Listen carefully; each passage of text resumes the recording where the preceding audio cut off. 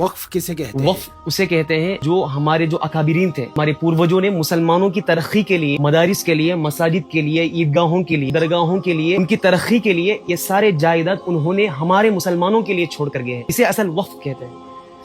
और वक्फ का सिलसिला कब से शुरू? ये सिलसिला आपसे नहीं है वक्फ का, ये आप सल्लल्लाहु अलैहि वसल्लम के जमाने से ये सिलसिला आता आ रहा है। और हजरत उमर के जमाने में भी कई वक्फ के लिए, मुसलमानों के लिए कई जमीनें वक्फ कर दी है। उसके बाद हमारे जो हिंदुस्तान के जो बड़े बड़े राजा थे वो भी मुसलमानों की तरक्की के लिए ही अपने लैंड्स वक्फ कर दिए हैं, ताकि जो जरूरतमंद है मुसलमानों को वक्फ के जरिए से वो अपनी मदद हासिल करे। ये असल वक्फ का मकसद है। और आप सल्लल्लाहु अलैहि वसल्लम से ये वक्फ का सिलसिला जारी है, अब की बात नहीं है, ये तब से शुरू होता आ रहा है।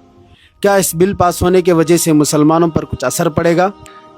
असर पड़ेगा तभी तो हम लोग इतनी मेहनत कर रहे हैं, इतने रैलीज निकाल रहे हैं। तो इख्तियार हम लोगों के, जो हमारे जो वक्फ के बड़े थे, जो उनके इख्तियार में था, ये सारे का सारा इख्तियार वो हुकूमत के अंडर में चले जाएगा, जिसकी बुनियाद पर हम लोग कुछ भी नहीं कर सकते। अगर कुछ करना भी चाहे तो क्या होगा, सबसे पहले उनकी इजाजत लेना पड़ेगा। सबसे पहले इसके अंदर कलेक्टर की दखलंदाजी होगी, जो पुलिस ऑफिसर है, जो अनखरीब, इनका भी दखलंदाजी हो जाएगा। इस वजह से हम लोग इसके खिलाफ लड़ रहे हैं, क्योंकि ये हमारी जमीन है, हमारे बड़े अकाबिरीन ने हमारे लिए छोड़ कर गए हैं, मुसलमानों की तरक्की के लिए।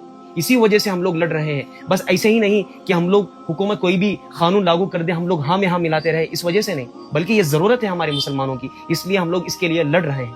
अब तो बिल पास हो चुका है, मुसलमानों को अब क्या करना चाहिए? अब देखो, कानून तो लागू हो चुका है, लेकिन हम लोगों को दो तंजीमें अभी इस वक्त इसके ऊपर जोर जबरदस्ती से अल्हम्दुलिल्लाह काम कर रही है।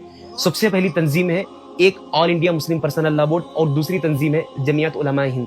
हम लोगों को चाहिए कि ये जो भी हम लोगों को गाइड करे उसको हम इस वक्त फॉलो करना बहुत ज़रूरी है, क्योंकि इनको आइडिया है कि किस तरीके से इसे हैंडल किया जाएगा। बड़े बड़े अकाबिरीन इन तंजीमों के साथ जुड़े हैं। इंशाल्लाह हम लोगों को भी, हम सारे नौजवानों को भी इनको फॉलो करनी चाहिए। इंशाल्लाह अब वक्त आ गया है हम सारे मुसलमानों को जागने का। अगर हम लोग इसे भी ढील करेंगे, ढील देंगे, तो समझ जाइए हमारे मसाजिद, मदारिस, खानखा, दरगाह, कब्रिस्तान तक हमारे इख्तियार में नहीं रहेंगे। इन चीज़ों को भी हम लोग अपने हाथों से गंवा देंगे। समझ रहे हैं आप मेरी बात? तो प्लीज़ ऐसे मामलात में सबसे पहले बड़े अकाबिरीन की जो भी गाइडेंस सबसे पहले आएगी, आप इसे फॉलो करें।